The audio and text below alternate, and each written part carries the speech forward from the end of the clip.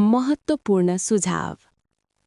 être क्रिया राम्रोसँग सम्झनुभयो भने फ्रेन्च बोल्न धेरै सजिलो हुन्छ।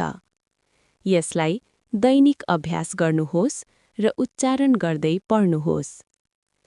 être क्रिया हुनु भन्ने अर्थ दिन्छ। यो मानिस, वस्तु, अवस्था, पेशा, राष्ट्रियता वा भावना बताउन प्रयोग हुन्छ।